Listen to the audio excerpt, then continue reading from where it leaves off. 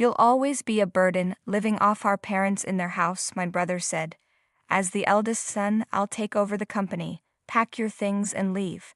I can't believe you're still living here at your age. Go live on your own. My brother and his wife yelled at me after our father passed away. Then his wife threw water on me and laughed. How could they treat me like this, especially since they don't know I'm the one chosen to take over the company? I can't take this insult anymore. I've decided to cut ties with them and get back at them somehow. My name is Brenda, and I'm a 35-year-old company employee. I live at home, taking care of my mother, who recovered from a serious illness. I lead a busy life. I once hoped to marry by 28 and have kids by 30, but since that didn't happen, I've decided not to marry and to live independently. What I look forward to the most is having dessert with my mom at a new cafe on the weekends. Mom, should we go to the cafe this weekend? I heard they have a new strawberry parfait. Want to try it? That sounds delicious.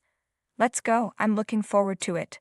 My mother enjoys these outings as much as I do. The weekdays are busy, but having something to look forward to keeps me going. We'll make it to Saturday, Mom, but don't overdo it. My mother had heart surgery 3 years ago, and at one point we were preparing for the worst, but she recovered quickly and is still with us. She has regular checkups every 2 weeks, takes lots of medicine, and stays healthy by exercising. Brenda, thank you so much. Because of you, I've been able to stay healthy. I thought it was the end, but I'm glad I fought through the treatment. My mom usually has to watch her diet, but once a month her doctor lets her eat whatever she wants. She looks forward to these outings with me. It might seem odd for a 35-year-old to enjoy going out with her mom, but it's a special time for me. My dad doesn't talk much, but he always enjoys listening to our conversations. The talks between you and Brenda are like a comedy sketch. It's fun to listen to, he says. We're just having some bro talk. Why would that be a comedy? I reply. My father runs a company and works hard, so he comes home tired every day. His routine is to relax on the sofa, watch TV, and have a beer with a snack. He used to handle everything at work by himself, but now he delegates some tasks to others, so it's less physically demanding. I'm proud of how hard he works for our family. Lately, though, he's been having some off days, and I wouldn't be surprised if he names a successor soon. But for some reason, he's hesitant. Dad, don't you plan to let Philip take over the company? You seem really tired. My older brother Philip is 2 years older than me. I've always thought it would be better for my father to let someone else manage the company. I will never let Philip take over, my dad says. I'd rather give the company to someone else. He would ruin it in a month. He doesn't know anything about business and spends money recklessly. I can't trust the company to someone like him, my father said angrily. I had always wondered what happened between them, so I asked my mother. She told me that my brother Philip had financial problems during his college years. Back then, our family's financial situation was tough until the company started doing well. I chose to attend a cheaper public high school to help support the family, but Philip went to an expensive private school and spent his time playing around instead of working part-time. Even after Philip became an adult, my father asked him several times to help with the company. Philip always refused, saying, "Why should I help with a failing company? You started it because you liked it, so deal with it yourself."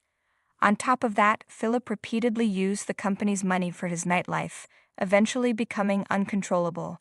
My parents didn't want to show me their struggles, so they kept quiet about Philip's issues for a long time.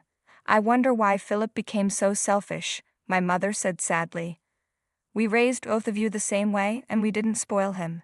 Philip was always full of complaints and sarcasm, with a narrow-minded personality. This year, Philip turned 37 and is set to marry his girlfriend, who is 7 years younger than him, after a long relationship. Just a week ago, I got a call from him saying he would come to greet us. But instead of calling our parents, he called me. Next week, I'm bringing my girlfriend over. It's a visit with the intention of marriage, so I can't bring her to a messy house, right? Make sure to tell Dad and Mom to prepare and tidy up, he said. Why are you telling me this? Why don't you talk to them directly? I asked, confused by his attitude. Philip's way of speaking was as unpleasant as ever. Even though I didn't want to, I decided to tell our parents, so they wouldn't be caught off guard by his visit. Philip is getting married, I told them. He said he's coming next weekend with her for greetings, so we should clean the house and prepare to host them. He should have told you himself instead of asking me. My parents sighed heavily and were silent for a while. However, they hoped that if the marriage went well, Philip might visit less often and spend less money. Let's make sure to handle this greeting properly, as if it were the last, my father said with determination. Then the weekend arrived, and Philip brought his fiancée to our family home. It's been a while. Sorry I couldn't get in touch sooner. I think Brenda told you, but I'm getting married to my girlfriend. Nice to meet you, I'm Holly. Please remember me, Philip said, but Holly's introduction felt off. She was wearing a miniskirt, heavy makeup, and had a smug attitude. Her greeting wasn't appropriate for a first meeting with our family. We were all stunned, but Philip didn't seem to care at all. They were a matching pair in that way. Amid the tense atmosphere, my mother tried to lighten the mood by asking Holly, "Do you work somewhere?" This only made Holly angry. "Huh? Work? I'm not working right now, but is there a problem? I plan to be a housewife, and I have no intention of working after marriage. Don't expect me to help out at your company," Holly said, even though no one had mentioned it. Her words angered my parents and me, but we decided to keep our cool and not stoop to their level. After they left, we talked about how we felt. "What on earth was that fiancé thinking?" my father said. She spoke as if she was looking down on my company. "What does Philip see in such a rude and presumptuous woman? It's really terrible. Are all people these days like that?" "Of course not, Mom," I reassured her. "Don't lump us together with her." That evening we couldn't stop talking about my brother and his fiancée during dinner. The three of us agreed to keep our distance from Philip and his future wife as much as possible. Later, Philip contacted us again. He said everything was going smoothly with the marriage, but they planned to register it first and decide on the wedding ceremony later. "Make sure to tell Dad and Mom to prepare a wedding gift early," he told me. "You're a working adult, so I'm counting on you." To avoid any complaints, I wrapped up a larger than usual amount of money as a gift and handed it directly to Philip. Later, I received a thank you call from Holly, but I could tell she was eating during the conversation. "Thank you for the gift. I thought your father's company was about to go out of business, so I'm lucky to have received this money," she said. "What? What do you mean by going out of business?" I replied, shocked. My father's company had about 30 employees and was doing fine, but Holly just laughed mockingly. Upset by her disrespectful comments, I quickly ended the call. A month later, something unexpected happened. I had taken a day off to take my mother to the hospital, but that morning, our rarely used home phone rang. We were even thinking of canceling the landline, so the sudden ring startled me. "Hello," I answered. It was an employee from my father's company, and their voice was trembling. "Something terrible has happened," they said. The president suddenly clutched his chest and collapsed. "We've called an ambulance, and he's being taken to the hospital now. Could the family please head there?" My mother, who was getting ready for her checkup, saw me pale with the phone in my hand and immediately understood something was wrong. "Brenda, what happened? Is everything okay?" "Dad collapsed and has been taken to the hospital by ambulance. We need to hurry, Mom." We decided to take a taxi to the hospital. On the way, we were overwhelmed with anxiety but kept praying for my father's safety. When we arrived at the hospital and rushed to the reception, we gave my father's name and were immediately directed to the emergency department. A stern-faced nurse soon arrived and said, "Please come this way." She led us to a hospital room. With trembling hands, I opened the door and saw my father lying there. He had already passed away. My mother and I stood in stunned silence as the doctor explained what had happened. When the ambulance arrived, he was in cardiac arrest. We tried our best to resuscitate him, but he never regained consciousness. "I'm very sorry." My father had suffered an acute myocardial infarction, and nothing more could have been done. The suddenness of it all made it hard to accept, but seeing my father's peaceful face, I remembered how he had worked tirelessly for us every day. It felt like he might finally be able to rest, which brought me some comfort. I had informed my brother about the situation on our way to the hospital. "I'm at work and can't just leave like you can," he said coldly. "It's probably nothing serious, so don't make such a big deal out of it." He then abruptly hung up. Even after I told him about our father's death, his insensitive response was, "I see. Well, it was just his time, I guess." Better than him becoming an old burden. It was hard to believe we were part of the same family. I felt a deep contempt for my brother. While my mother and I were engulfed in sorrow, time didn't stop for us, and we had to start making funeral arrangements. During this time, the thought of my father's company suddenly crossed my mind. What will happen to the company? I wondered. There are employees depending on it. I murmured, and then my mother pulled out a notebook. This is a manual for managing the business that your father worked on for a long time. If you're willing, Brenda, he wanted you to take over the company. What do you think? The thick notebook she handed me was packed with information and know-how my father had gathered over the years. His presence was immense, and the hole in my heart wouldn't be filled. But once the funeral was over, I would have to face reality. I'll do it, Mom. I'll try my best. There was no reason for me to refuse. Deep down, I had always felt that someday I might need to take over my father's business. The funeral was scheduled for the following day. At the funeral, my brother and his wife made an unbelievable statement. "Hey, Brenda, how long do you plan to mooch off our parents and live at home?" What do you mean by that? I couldn't understand why they would bring this up at such a time. You're just a parasite living off Mom. As the eldest son, I will take over the management of the company. Pack your bags and get out of here. I can't believe you're living at home at your age, depending on your parents. Live a more independent life. His wife then threw water in my face from a glass and laughed loudly. I couldn't take it anymore. There was no reason for me to be insulted so unreasonably. I vowed to cut ties with these two and retaliate against them by any means necessary. Fine, I'll leave this house. When I declared my decision to leave, they were unnaturally pleased. Now Dad's company and the house will be mine. Plus, if we live with Mom, we can manage her pension. That's right, Philip. What a great idea. We'll be rich, and if you're the president, I'll be the president's wife.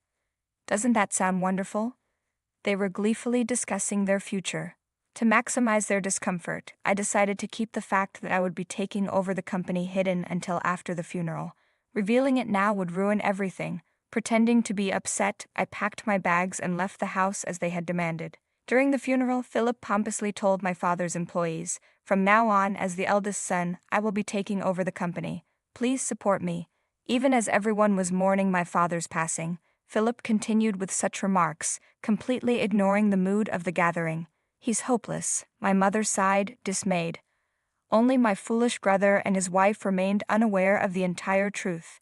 Even after the funeral ended smoothly, the busy days continued with various administrative tasks. During this time, I noticed over 100 missed calls and messages left on my answering machine from my brother. I decided to answer the next call. "Hey, what the hell did you do?" When I went to Dad's company, they told me the next president is his daughter. I haven't heard anything about this. I am the president. I've even quit my job at the other company. My brother ranted in anger, his statements disjointed, showing he didn't understand the situation he was in. He had excitedly gone to the company to introduce himself as the new president, only to be coldly received and ignored by all employees.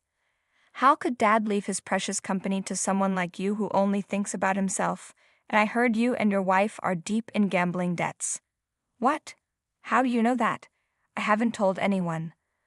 When I resigned from my previous job, I had mentioned taking over my father's company. When you have a sibling, it's a good idea to do a background check. There's often trouble involving money, my former boss had advised me. At first, I didn't understand what he meant, but just to be safe, I investigated my brother and his wife. The fact that they were swamped in gambling debts came to light.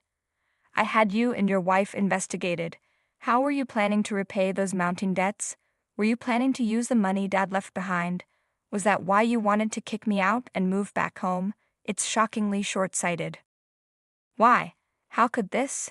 It turned out that the debts, including those of his wife, had piled up to the point of no return, but I would never allow them to count on Dad's estate. Anyway, it's already decided that I will take over Dad's company. That was his last wish.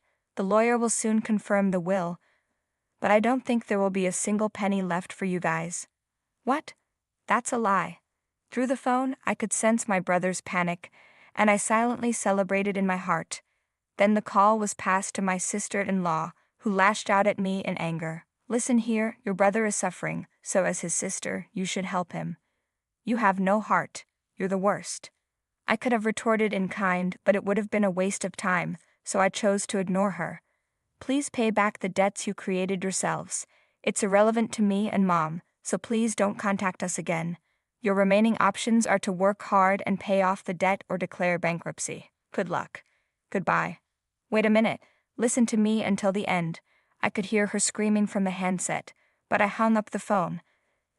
They would now be chased by debt repayment and likely live in poverty for the rest of their lives. It was a fitting consequence for relying on my father's money and not valuing family. If they suffered even a bit as a couple, it would serve them right.